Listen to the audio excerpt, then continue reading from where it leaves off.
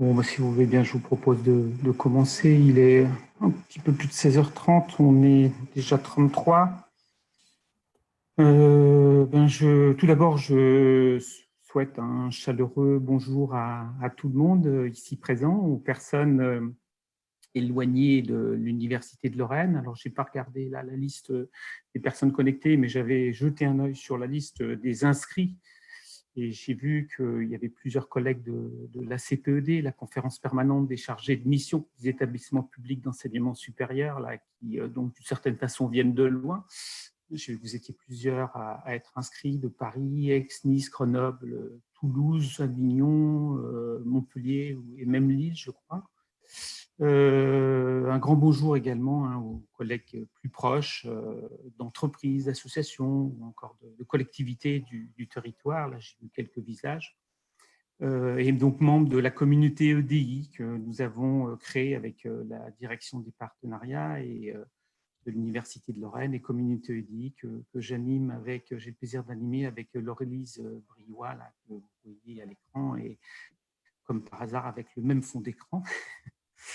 Même si on n'est pas dans la même pièce, puisque, comme vous pouvez le marquer, on n'a pas de masque. Sinon, bien entendu, vous pouvez compter sur nous, on aurait mis le masque.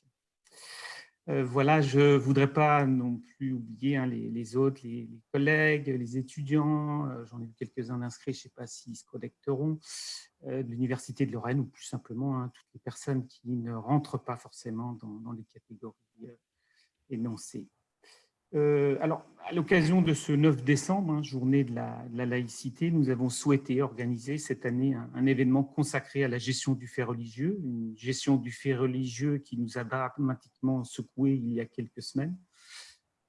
Aujourd'hui, c'est également la présentation au Conseil des ministres, vous avez peut-être entendu parler ou lu dans la presse, de l'ex-projet de loi sur le séparatisme, devenu depuis le meurtre de Samuel Paty, projet de loi confortant les principes républicains.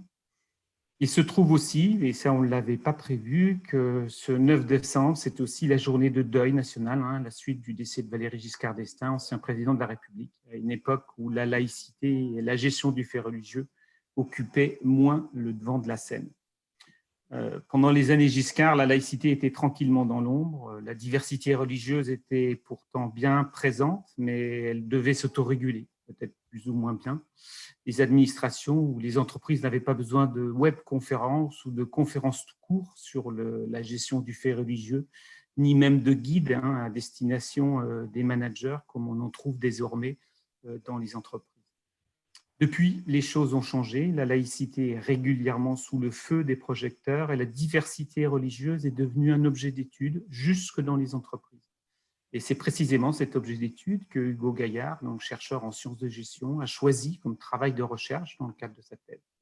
Il a observé dans 4 organisations la façon dont la diversité religieuse était gérée pour construire une méthode qui vise à accompagner les managers dans la définition de règles à ce sujet.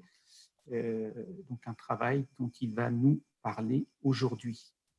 Alors, l'intérêt de son travail a été remarqué par l'AFMD, l'Association française des managers de la diversité, auprès de laquelle il publie un ouvrage qui va sortir très prochainement et dont Dorothée Prudhomme, ici présente, responsable des études à l'AFMD, va nous en toucher quelques mots avant de laisser la parole à Hugo Gaillard. Alors, je profite, avant de laisser la parole à Dorothée, de l'instant pour vous dire que je suis très heureux d'accueillir l'AFMD et Dorothée Prudhomme, avec qui, et au nom de la CPED également, l'association des chargés de mission égalité et diversité des universités, enfin des établissements d'enseignement supérieur, nous préparons actuellement un guide de prévention des discriminations dans l'enseignement supérieur, où il sera aussi question de laïcité et de faits religieux de fait. Alors, ce guide est soutenu par le ministère de l'Enseignement supérieur, de la Recherche et de l'Innovation, le Défenseur des droits, et il devrait sortir donc en 2021. Voilà, Dorothée, je te laisse dire quelques mots de la sortie de l'ouvrage de Hugo Gaillard. Merci beaucoup Pascal. Bonjour à toutes et à tous. Je suis très heureuse d'être avec vous pour cet événement. Donc, je m'appelle Dorothée Prudhomme, je suis la responsable des études de l'AFMD. L'AFMD, c'est donc l'Association française des managers de la diversité.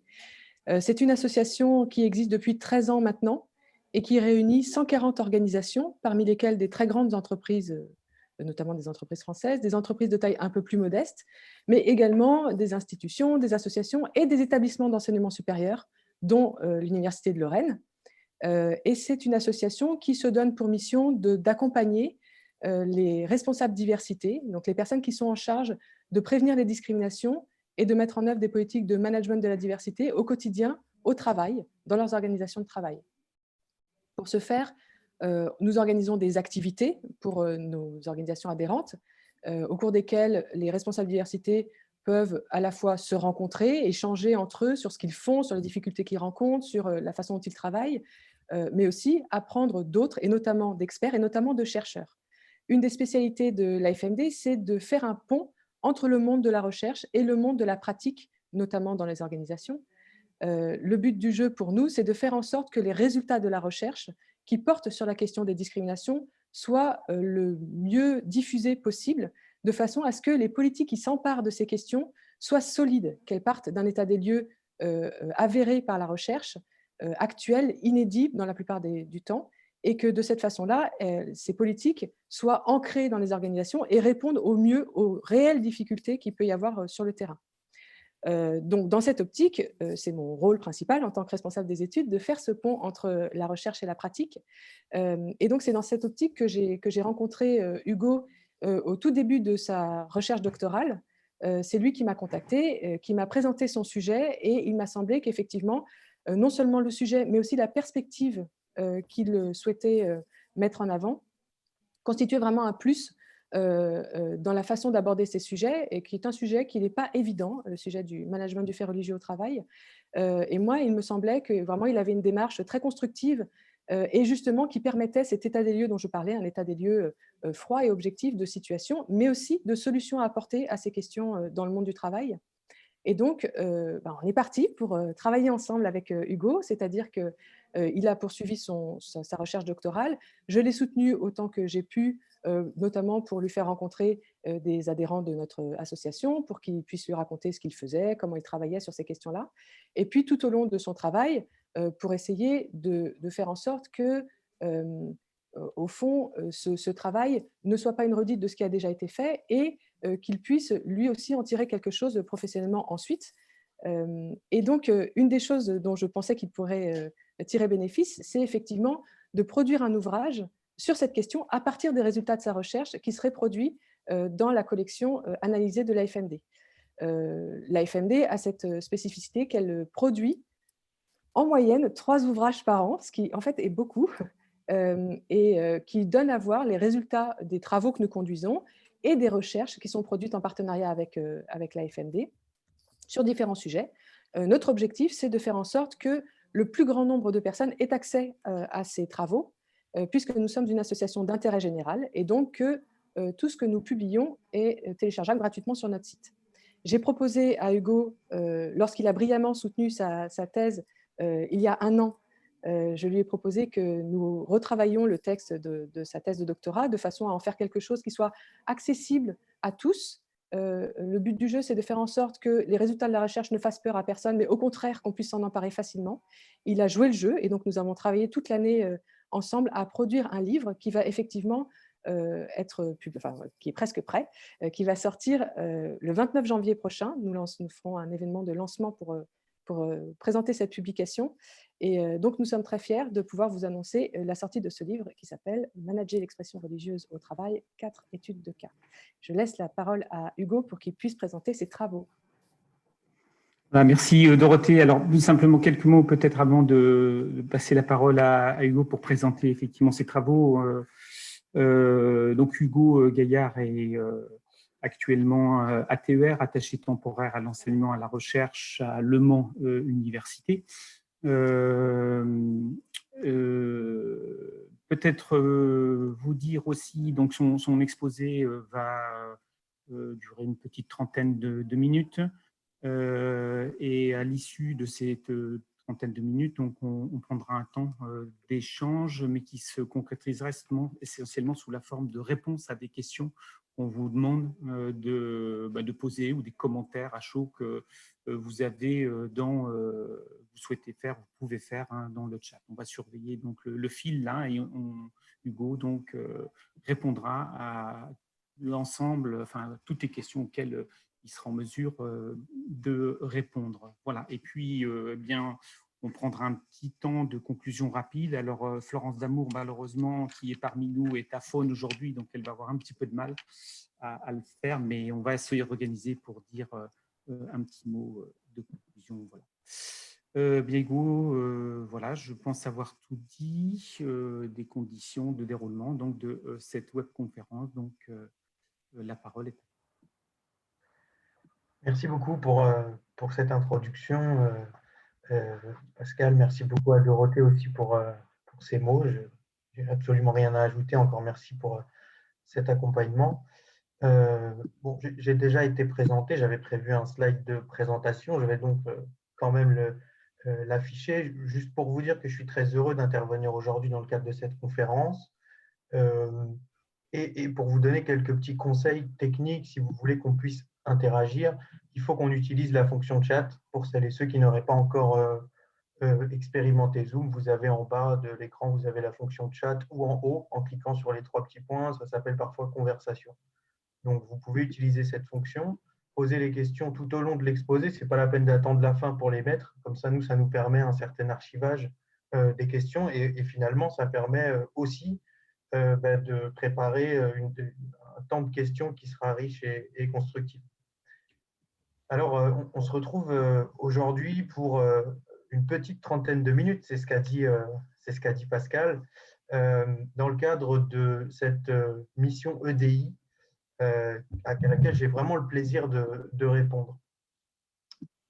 Alors, je vous propose que pour introduire ce temps d'échange, on parle de quelques exemples et ensuite qu'on fasse une problématisation à partir de l'exemple. Quand même un mot sur ce que j'ai prévu de vous dire aujourd'hui. Il y aura 2 principaux temps. Il y aura un temps de problématisation, un temps de genèse, et puis un deuxième temps sur des analyses comparées de cas, avec principalement le cas des entreprises privées, les entreprises publiques et la spécificité de l'ESR, le SRI. Maintenant, c'est comme ça qu'on dit, parce que j'ai cru comprendre en regardant la liste des participants que j'étais assez attendu sur ce sujet. Alors, on commence donc par quelques exemples. Hein. Je vais vous les citer à la suite et puis ça va nous permettre de voir toute la diversité, la pluralité de ce sujet qui est la question du management de l'expression religieuse au travail, parce que c'est ça qui nous réunit. Et on va essayer de travailler sur ce sujet du management du fait religieux au travail en l'articulant avec la question de la laïcité, c'est pas un hasard du calendrier, et puis évidemment en liant toujours ça à la question du travail et donc de la continuité de l'activité, peu importe la structure. Alors, on commence par un premier exemple, hein, un professeur des universités qui se demande si sa collègue a bien le droit d'afficher un signe religieux quand elle arrive au travail. Et puis ensuite, il entre dans un amphi, puis il aperçoit que les étudiants aussi ont des signes religieux. Ça le dérange un petit peu et il se demande s'il a le droit de demander à ses étudiants de les retirer dans le cadre du cours. Un agent d'une collectivité territoriale souhaite des menus qui sont certifiés par un représentant de son culte d'appartenance. Et il aimerait éventuellement aussi un aménagement horaire pour pratiquer son jeûne qui commence bientôt. Sa responsable est un peu perdue parce qu'il s'agit de demandes qui, selon elle, ne posent a priori pas de souci avec la neutralité, mais en même temps, elle n'est pas très à l'aise pour les accorder parce qu'elle entend des visions contradictoires dans sa structure. Un salarié d'une autre entreprise, plutôt entreprise privée, par crainte d'un refus ou par peur d'être stigmatisé, préfère, lui, renoncer à formuler des demandes en lien avec ses convictions religieuses. Il opte pour une stratégie d'invisibilité. Un cuisinier souhaite pouvoir faire sa prière pendant ses heures de travail afin de s'acquitter de ce qu'il considère comme une obligation religieuse. Il s'adresse à son manager pour lui demander dans quelles conditions ça serait possible. Et le manager comprend que la demande du salarié comprend quelle est l'origine de cette demande, à quoi ça peut répondre comme aspiration personnelle, mais il s'interroge sur ce qu'il a le droit ou non de répondre, sur les critères qui doivent encadrer sa réponse, et sur les ressources qu'il peut mettre à la disposition de ce salarié, éventuellement s'il donnait suite à cette sollicitation. Dernier point, par commodité, idéologie, ou parfois pour satisfaire les membres de son équipe, un manager de proximité choisit d'interpréter la règle définie de manière commune différemment par rapport à ses autres collègues chefs de service. Il crée ici un sentiment partagé chez ses collègues. Les uns le considèrent comme un héros et les autres comme un laïcard radical. Vous l'avez vu, on est bien ici face à une diversité de situations et des contextes où les individus n'ont comme seul point commun, finalement, de se poser les mêmes questions de management. Alors, pour bien comprendre ça, un programme que je vous ai déjà un petit peu annoncé, on va essayer d'abord définir et de catégoriser ce qu'est le fait religieux. Donc, le fait religieux, c'est l'ensemble de ces exemples-là. Il faut qu'on puisse naviguer à l'intérieur de ces exemples. Aborder la laïcité au prisme des différents espaces. Ensuite, on va aborder l'importance du management et donc forcément des managers. Et on verra que dans le SRI, ce qui est le dernier point que je souhaite aborder aujourd'hui, eh bien, la place du management et des managers est très importante. En tout cas, elle pose un certain nombre de questions et des pistes de travail à l'ESRI sur cette question de la laïcité. Alors, une petite demi-heure, donc j'avais plutôt préparé une grosse demi-heure, j'ai beaucoup de mal à préparer des petites demi-heures, mais on va essayer pendant cette demi-heure de sortir de notre position militante ou idéologique qui a son intérêt indéniable, hein, mais dans un autre lieu, en fait. Donc, le fait religieux au travail, pour commencer, il a 4 caractéristiques. Il est polyforme, il est polysémique, il est multi-acteur et il est situationnel. Alors, qu'est-ce que ça veut dire polyforme? Ça veut dire que le fait religieux ne prend pas toujours la même forme quand il s'exprime. C'est une évidence, me direz-vous. Polysémique, ça veut dire que pour une même forme, les individus qui expriment leurs convictions religieuses par des pratiques ou par des demandes n'ont pas les mêmes objectifs derrière cette expression. Multi-acteur, parce qu'il mêle à la fois les individus qui expriment, mais aussi les individus qui réagissent. Et situationnel, parce qu'il prend corps, parfois il prend de la complexité dans la situation de travail. Et à ce titre-là, il est donc difficile de penser le fait religieux de la même manière dans toutes les entreprises. Alors, ça veut dire qu'il y a besoin de cet effort de contextualisation et de définition. Tout à fait objectivement, je vous propose une définition qui est celle de Gaillard en 2020.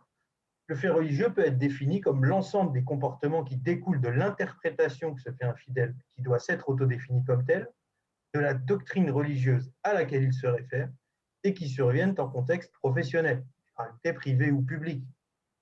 En fait, le fait religieux, c'est aussi, ça je viens de vous le dire, les réactions aux différents comportements observés, des réactions qui sont immédiates, différées, directes ou indirectes.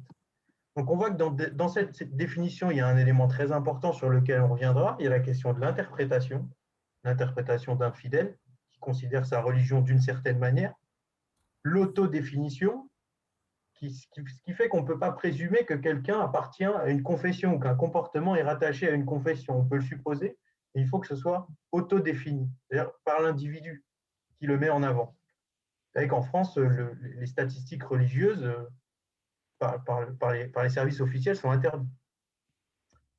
Et puis évidemment, la multiplicité des contextes est en avant aussi dans cette définition. Pourquoi c'est important de faire ça? Parce que dans d'autres contrées, dans d'autres pays, particulièrement aux États-Unis, certains chercheurs qui travaillent sur le fait religieux au travail ont des approches qui sont parfois de véritables plaidoyers confessionnels ou anticonfessionnels, mais c'est majoritairement plutôt des plaidoyers confessionnels. Donc, je vous propose donc aujourd'hui d'adopter une posture conforme à la recherche de la vérité, à l'objectif scientifique au sens large. Alors maintenant qu'on a défini ce qu'était ce fait religieux, je vous propose qu'on le caractérise. Pour le caractériser, on va revenir sur 2 critères principaux, c'est le critère de forme et le critère de fréquence. Alors, sur la fréquence, là, je me base sur des travaux qui sont proposés par Lionel Honoré de l'IAE de Brest, qui est directeur de l'Observatoire du fait religieux, qui mène chaque année, depuis 2013, des études quantitatives sur cette question à grande échelle. Il nous dit 70% des répondants à cette étude rencontrent régulièrement ou occasionnellement le fait religieux au travail. Ça, c'est valable dans tous les secteurs.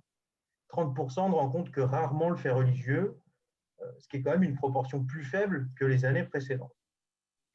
Toujours dans la même dizaine, 70% des managers qui répondent constatent que cette confrontation au fait religieux est plus fréquente, c'est-à-dire qu'elle est plus resserrée dans le temps. Sur les formes maintenant du fait religieux, ça passe par le port d'un signe au travail, il peut s'agir d'une croix, d'une kippa, d'un voile, d'un turban, d'un couteau. Les demandes d'absence pour célébrer une fête religieuse. Les jours fériés observés en France, on le sait, sont principalement issus du calendrier chrétien ou sont des jours fériés qui n'ont rien à voir avec la religion. C'est en général le cas plutôt pour, par exemple, le Kippour ou l'Aïd el-Kébir, que ces demandes interviennent.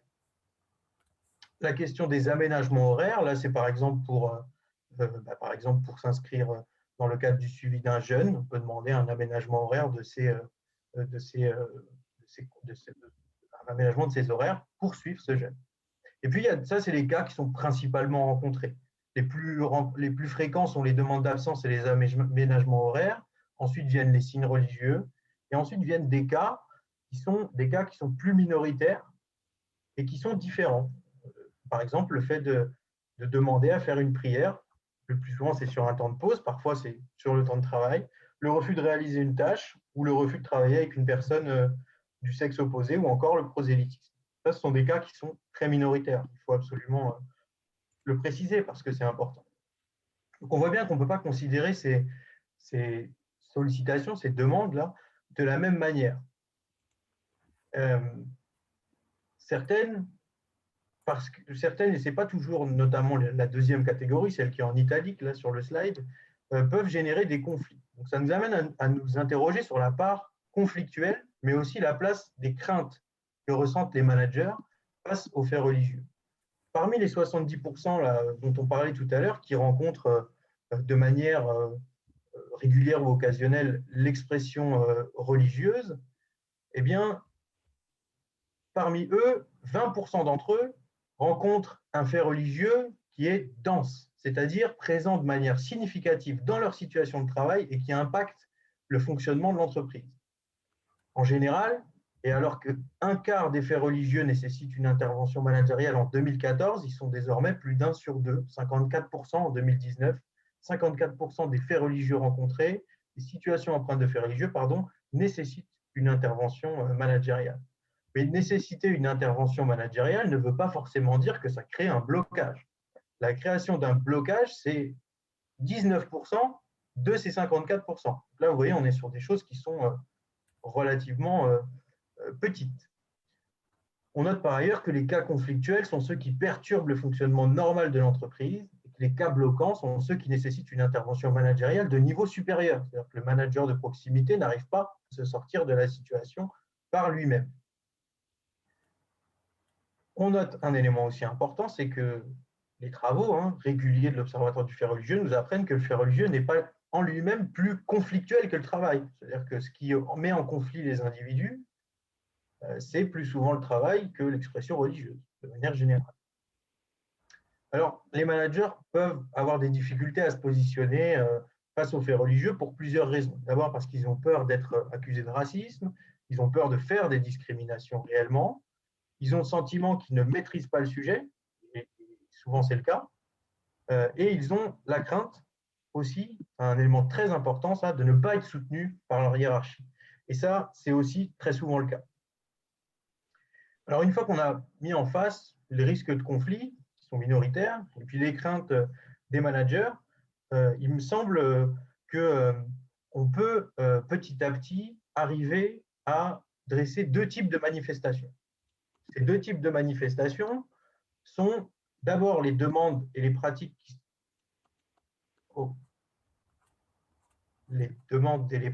sont personnelles.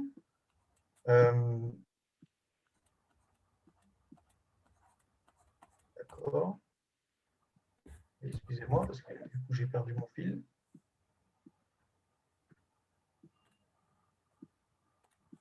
Donc, les demandes et les pratiques qui sont personnelles, d'une part, je pense que vous ne voyez plus mon écran là. On ne le voit pas. La caricature que Catherine est venue le faire disparaître et du coup, on ne voit plus ton PowerPoint, Hugo. Oui, voilà, normalement, c'est bon. C'est bon, on le voit. Alors, oui, je disais deux types de faits religieux, les demandes et les pratiques qui sont personnelles. Donc ça, c'est plutôt les demandes d'absence, les demandes d'aménagement du temps de travail, le port de signes, le fait de faire une prière pendant une pause, par exemple, sont des demandes et des pratiques personnelles qui perturbent finalement peu l'activité professionnelle. Et puis après, il y a un deuxième type de faits, ça, c'est les faits qui perturbent et qui remettent en cause l'organisation du travail, ce qu'on appelle les faits transgressifs. C'est par exemple le refus de travailler avec une femme ou sous les ordres d'une femme, ou avec un homme ou sous les ordres d'un homme, de faire équipe avec des personnes qui ne sont pas des coreligionnaires, le refus de réaliser des tâches, le prosélytisme, etc. Ça, ce sont deux types, vraiment une catégorisation en deux types de faits religieux. Ensuite, on peut dresser une deuxième catégorisation qui est celle des types de managers, mais des types de managers en fonction des situations auxquelles ils sont confrontés.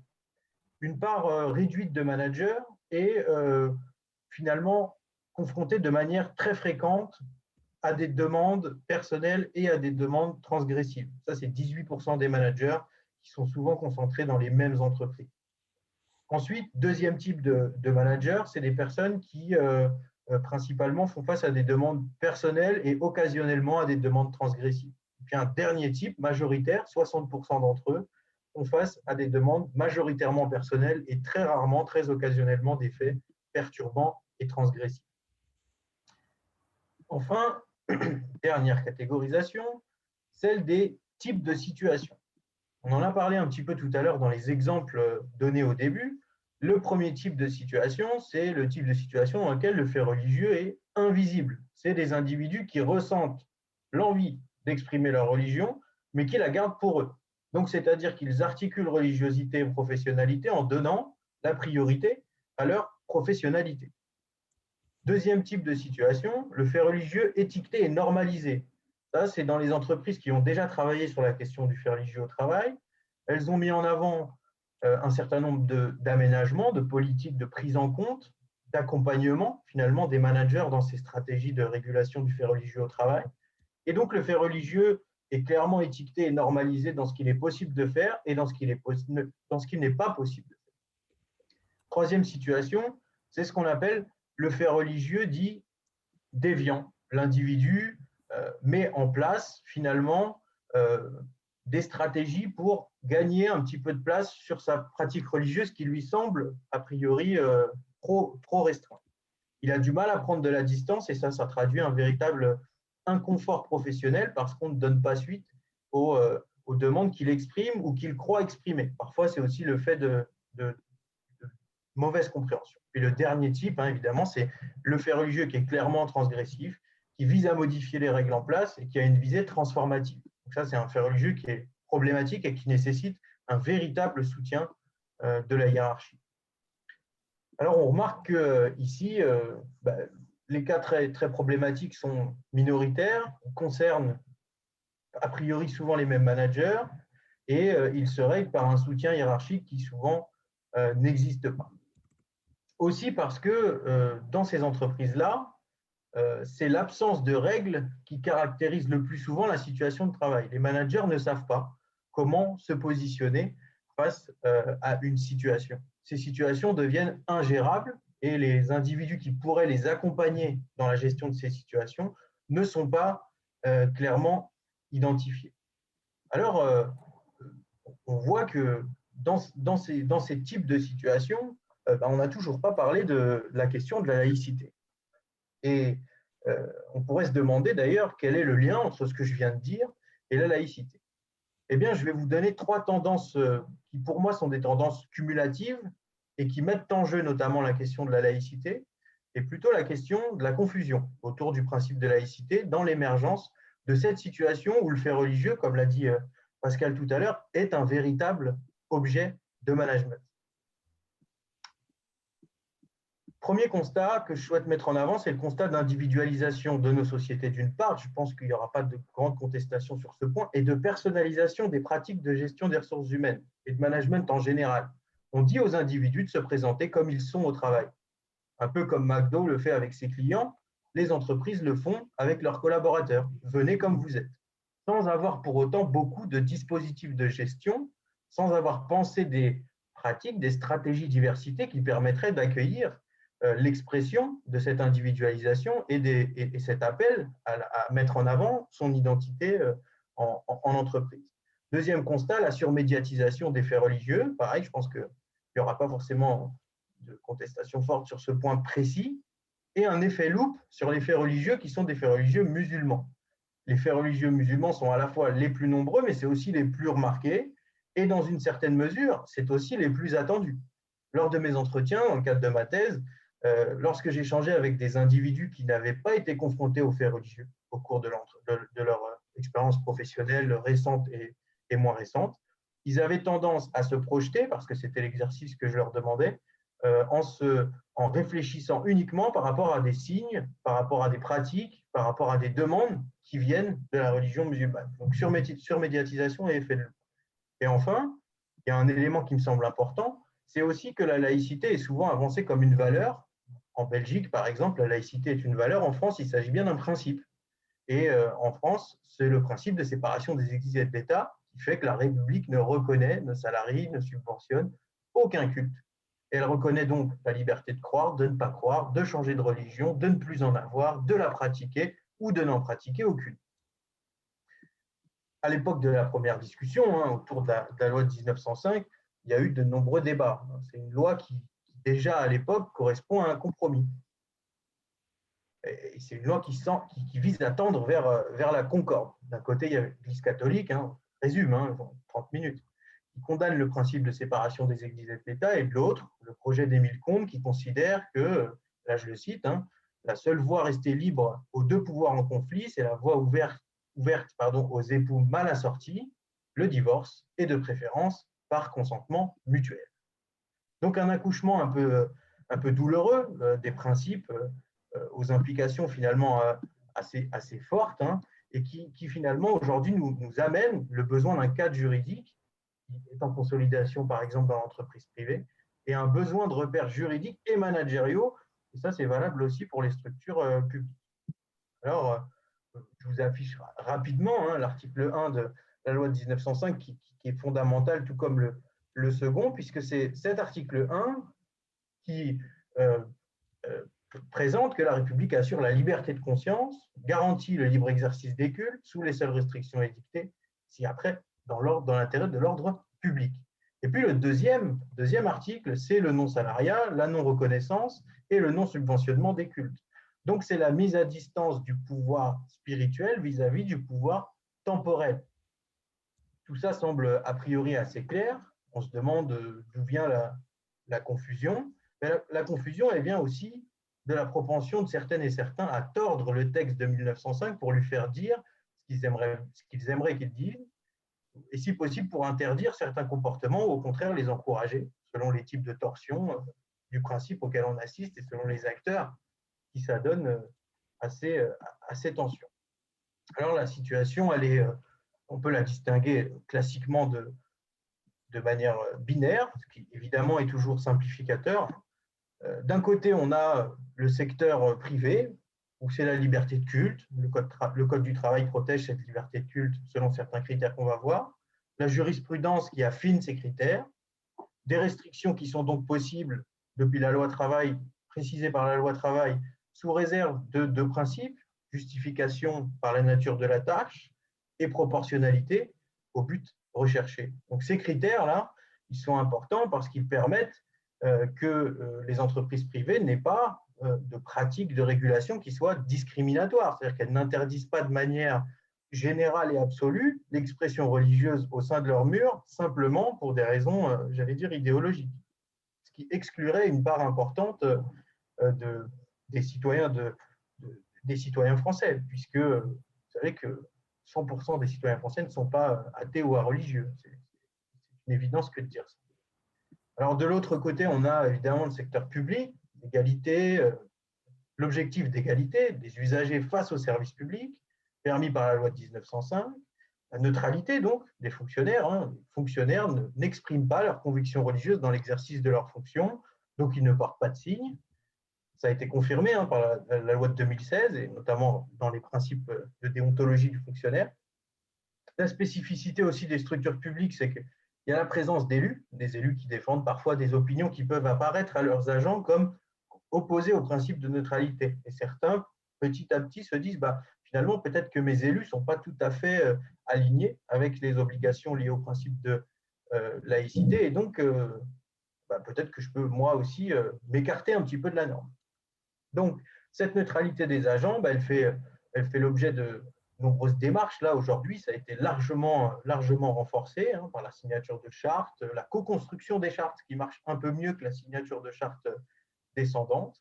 Et puis, il y a une spécificité importante aussi dans les collectivités publiques, c'est que l'agent est parfois un usager et aussi souvent un bénévole associatif et que donc il alterne dans une même journée différentes postures vis-à-vis de ses convictions religieuses. Le matin, il a tout à fait le droit de l'exprimer en tant qu'usager. Il arrive au travail, il n'a plus le droit, il sort de l'entreprise et il redevient un usager, mais il est étiqueté comme un agent public, mais même quand il est en situation d'usager. Donc, ce sont des véritables tensions de rôle que vivent certains agents des collectivités publiques.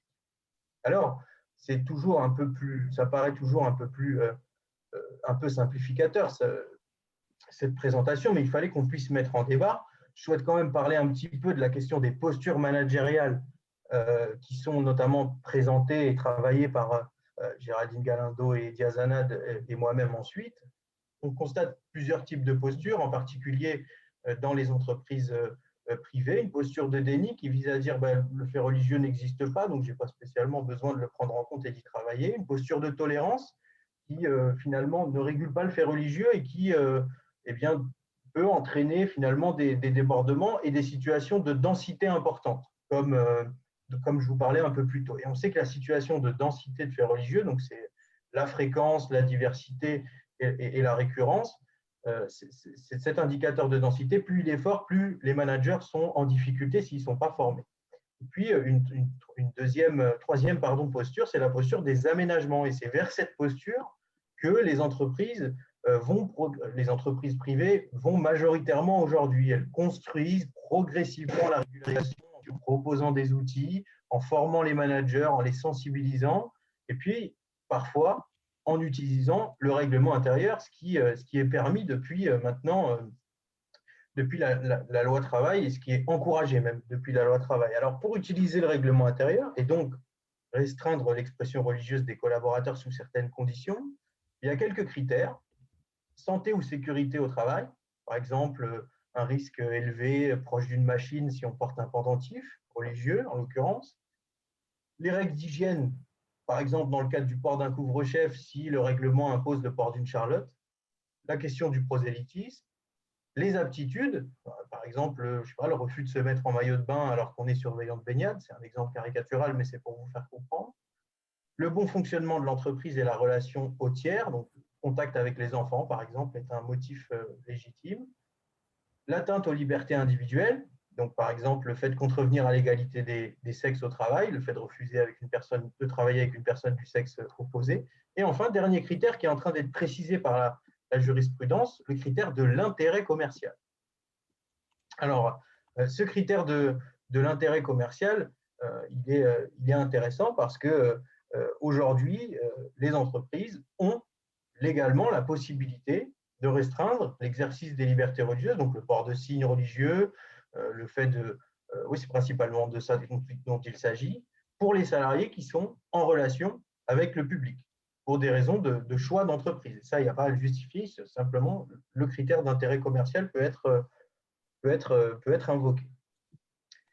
Alors ça, c'est pour la distinction entre le privé et le public, qui est une distinction assez classique et connue. Maintenant, je voudrais qu'on parle un petit peu de l'enseignement supérieur, de la recherche et de l'innovation, parce que j'ai déjà presque épuisé mon temps. Mais juste avant, je voudrais vous parler de 2 cas d'entreprise que j'ai dans ma thèse et donc dans l'ouvrage à paraître aux éditions AFMD le 29 janvier.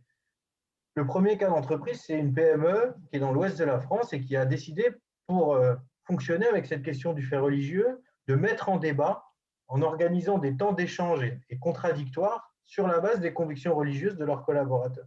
Ils leur proposent de faire un exposé, au moins une fois par an, chaque collaborateur y passe, de 10 minutes, 15 minutes, sur un sujet qui touche aux convictions souvent métaphysiques, et ils mettent ça en débat. Et il utilise cet outil qu'il appelle, c'est une réadaptation du Disputatio en Sorbonne médiévale, et cet outil a pour objectif de créer une régulation en utilisant le conflit, en utilisant la friction. Donc ça, c'est un type d'innovation que certaines entreprises peuvent mettre en avant, et vous pourrez en savoir plus en lisant l'ouvrage avec grand plaisir. Et puis, deuxième cas, c'est le cas d'une entreprise en région parisienne qui utilise l'ouverture et la facilitation de la pratique religieuse comme un outil d'attractivité RH et de management des ressources humaines.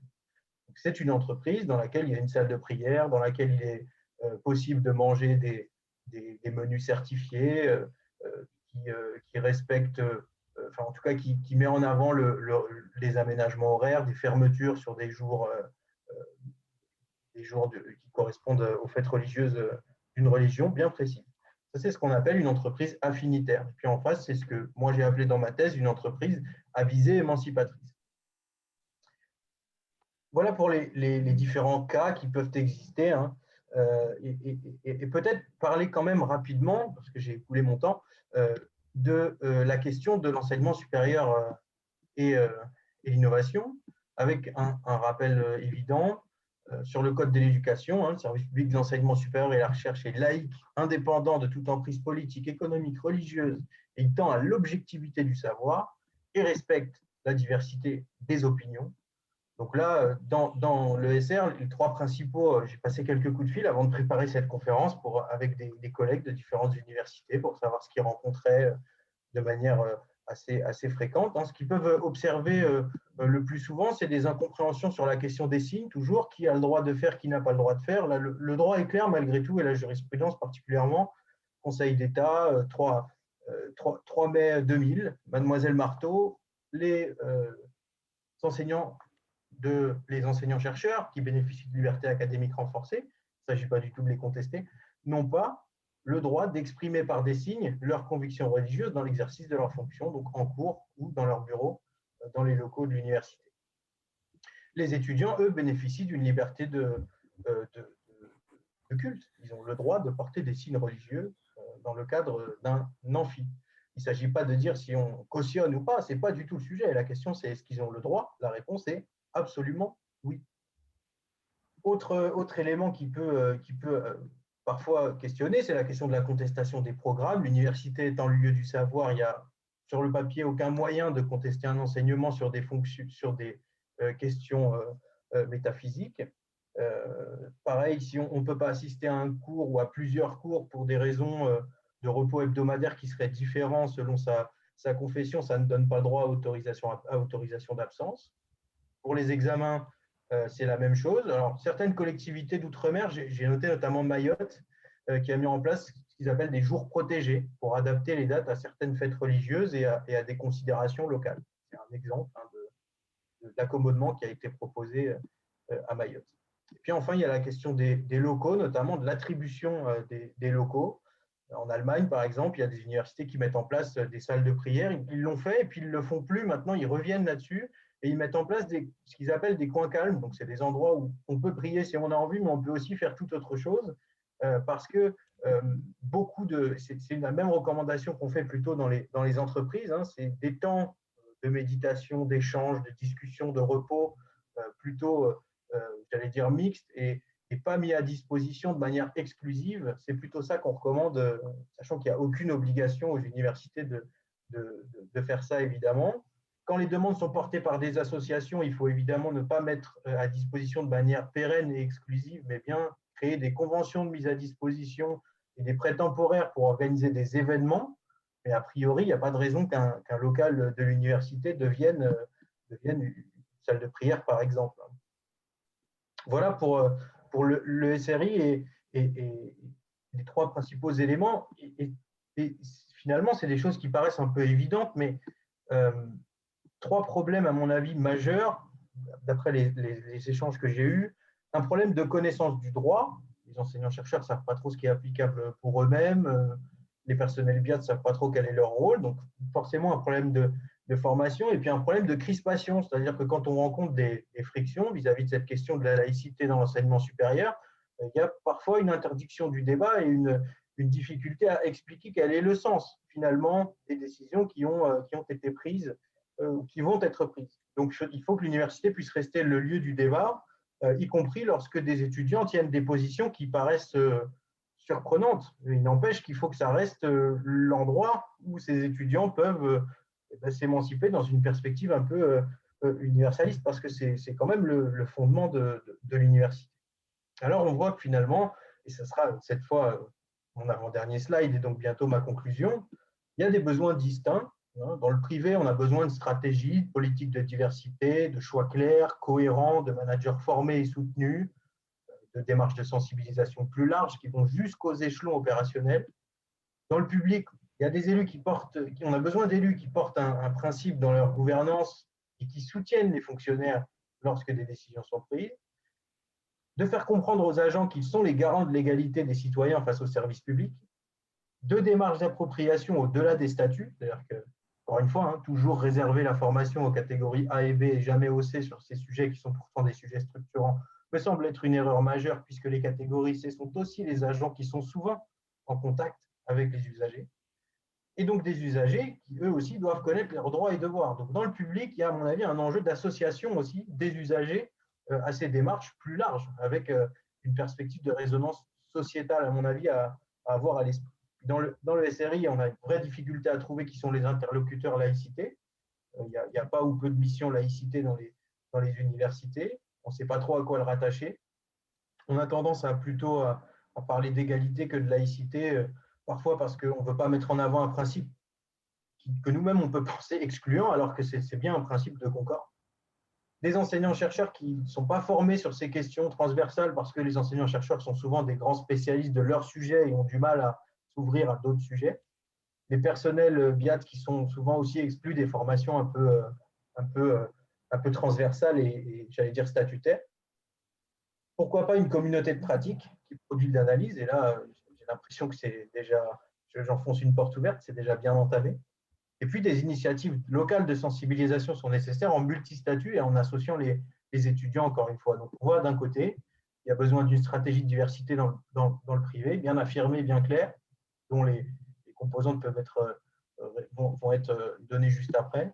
Et puis, dans le public et dans le SR aussi, besoin d'une véritable ingénierie de la laïcité, en associant plus largement dans une logique de partie prenante, parfois à convaincre. Alors, pour conclure, je termine sur cinq conseils rapides.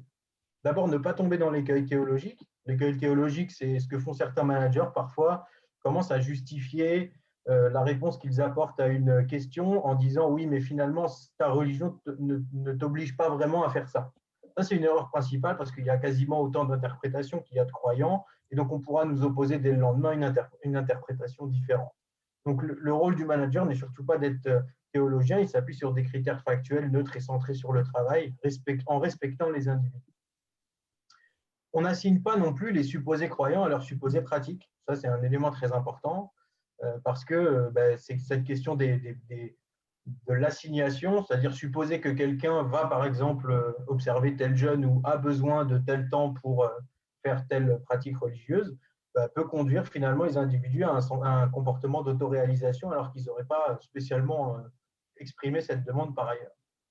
Il faut définir, ça c'est plutôt pour le privé, ou s'approprier, ça c'est plutôt pour le public, une règle claire. Dans le public, on a un vrai avantage, la règle est déjà claire, cohérente et équitable, et la transposer au niveau des échelons les plus opérationnels. Ne pas oublier que tout ça se fait en prévenant et en combattant fermement les comportements discriminatoires et excluants. Pour faire cette véritable pédagogie, ingénierie de la laïcité, il faut absolument exclure tous les comportements discriminatoires et excluants ou les condamner lorsqu'ils surviennent, parce que c'est une condition absolument essentielle pour une bonne implémentation du principe et une compréhension de tous les acteurs de ce principe. Et puis enfin, intervenir fermement face aux faits religieux transgressifs et soutenir les managers lorsqu'ils interviennent face à ces faits religieux. Voilà les quelques mots que je voulais vous donner, et puis je vais évidemment répondre à vos questions si vous en avez. La présentation a pour objectif de montrer que ce qu'il faut rechercher, c'est ce qu'on appelle la justice organisationnelle. J'aime à croire qu'il y a ici, par la confluence des individus dans leur diversité au sein des organisations françaises, quelques pistes pour un apaisement des débats dans l'entreprise et en dehors, et ce, pour les trois contextes qu'on a abordés. J'en termine en vous rappelant donc la sortie de l'ouvrage le 29 janvier prochain. Rappelez aussi qu'il sera en open access, Donc, ça veut dire qu'il sera gratuit. Et donc, ce sera une des seules fois dans nos vies où lorsque c'est gratuit, ce ne sera pas nous, le produit. Voilà. Je vous remercie de m'avoir écouté. Bon, moi, je voulais simplement en quelques mots peut-être conclure en commençant déjà par te remercier, mais aussi en exprimant, en te félicitant, parce que j'ai oublié quand même de dire tout à l'heure, j'ai vu passer ça sur Twitter, que tu avais reçu hier, je crois, le prix de thèse de ton université. Donc, félicitations pour ce travail et cette récompense. Remercier bien entendu tous les collègues de la direction du partenariat, de la direction de la com pour l'organisation de ces événements-là. Je vais reprendre peut-être 2 points. Donc, Florence, qui avait prévu et qui regrette beaucoup de ne pas faire une conclusion par rapport à tout ce qu'on a entendu, m'a envoyé au moins 2 points sur lesquels elle aurait aimé insister. Alors, je vais les reprendre rapidement. C'est tout l'intérêt. Tu me fais des signes, hein, Florence, si jamais je déforme tes propos, même si je lis mal le langage des signes, je suis désolé, mais c'est la question tabou. Hein, et là, je suis tout à fait d'accord avec ce que Florence veut dire. La question du fait religieux, on est vraiment dans quelque chose de l'ordre du tabou. D'ailleurs, quand on a créé la communauté EDI en 2018, là, le premier événement qu'on a organisé, c'était une conférence suivie de 3 ateliers. Il y avait un premier atelier sur la question de l'égalité femmes-hommes, un second atelier sur la question du handicap, et le 3e atelier, on l'avait intitulé les questions tabous. Et dans les questions tabous, on avait mis la thématique LGBT, la question des origines et bien entendu le fait religieux. Alors, donc là, on a vraiment, avec l'intervention d'Evelyne Brillois, on voit bien qu'avec ton travail et dans des entreprises qui sont quand même proactives sur le sujet, ces choses sont discutées, hein, et ça permet de sortir effectivement des 2 postures qui posent problème que tu as évoquées, qui est celle du déni et de la tolérance, sachant que celle des aménagements qui vont vers finalement des dispositifs, des outils, mais ne serait-ce que commencer par parler de ces questions-là, c'est quand même la solution vers laquelle il faut aller. Et là, je crois que les universités ont quand même un progrès, beaucoup de progrès à faire, parce que, bon, déjà, comparé aux entreprises, c'est vrai qu'on a pris un peu le train en marche et en retard. Alors, on a peut-être une certaine avance sur les questions des violences sexuelles et sexistes, où on a quand même, ces dernières années, beaucoup travaillé et mis en place des dispositifs qui fonctionnent plutôt bien dans les universités. Mais pour les autres questions, c'est un peu plus compliqué. Et puis, on est plutôt en réaction. Hein, par exemple, pour prendre le cas des référents laïcité, et des référents racisme et antisémitisme, finalement, on nous a demandé de les mettre en place dans les universités juste après les attentats de Charlie, avec quelques réunions à la CPU, la conférence des présidents d'université, pour les référents laïcité, mais là, il n'y a plus vraiment de discussion ou d'échange ou quoi que ce soit. Et puis, pour la question des référents racisme et antisémitisme, ont une liste de diffusion et quelques échanges par an. Donc, on voit bien que là, il y a une marge de progrès, ne serait-ce que des échanges, des outils, des dispositifs pour que toutes ces questions-là qui portent sur… qu'on n'en reste pas à une question taboue et qu'on puisse effectivement en discuter et avancer. Le deuxième point que Florence souhaitait souligner, c'est retenir le fait qu'il n'y a pas une façon unique de réguler l'expression religieuse au travail, mais je reviens sur ce que je l'ai évoqué précédemment, mais c'est d'éviter, hein, on voit bien qu'à travers la question des aménagements, finalement, il y a plusieurs postures à avoir, mais on peut quand même se dire qu'il y en a au moins 2 à éviter, encore une fois, hein, c'est celle du déni et de la tolérance, et entre ces 2 postures-là, ma foi, c'est effectivement à chacun de trouver son chemin au travers de la question des aménagements. Voilà. Est-ce que Laurélie, tu voulais prendre la parole pour d'autres choses, des suites de la communauté? On n'a pas vraiment de rendez-vous de prévu de nouveaux webinaires qui vont arriver tout de suite, mais on va rentrer dans de nouvelles séquences à partir de 2021. Il y aura une séquence autour des questions LGBT qui devrait donner lieu à des événements. Il y aura bien entendu des choses autour du 8 mars, comme chaque année. Alors, si on est toujours confiné, et puis maintenant qu'on a pris tellement de plaisir à faire des webinaires et à se voir par écran interposé, on va peut-être imaginer aussi des choses de cette façon-là. Et puis, plus on ira sur le printemps et peut-être plus on pourra aller à l'extérieur et même dans l'intérieur de nos locaux, on ira sur des choses plus diversité. On reviendra probablement sur cette question du fait religieux avec au moins un événement. On a commencé à en parler. Là, je ne sais pas si tu veux ajouter 2-3 mots. Tu as été très complet sur le programme à venir. J'ajouterai peut-être simplement autour du 21 mars, donc certainement un événement ou un temps fort racisme contre le racisme et l'antisémitisme, mais sinon, c'est exactement ça. Florence, tu veux nous faire un petit signe? Moi, je voudrais juste dire un mot. Je voudrais juste dire un mot, 30 secondes. Je voudrais remercier beaucoup Laure-Élise et son équipe, communication, etc., pour l'organisation de ce webinaire qui a été vraiment minuté. Et merci beaucoup parce que on a eu une répétition et tout, on était prêts. Alors, merci beaucoup. C'est plaisir. Avec plaisir. Eh bien, merci à tous. Merci à tout le monde. Bonne soirée et soyez prudents sur le chemin du retour. Bonne soirée à tous. Merci beaucoup.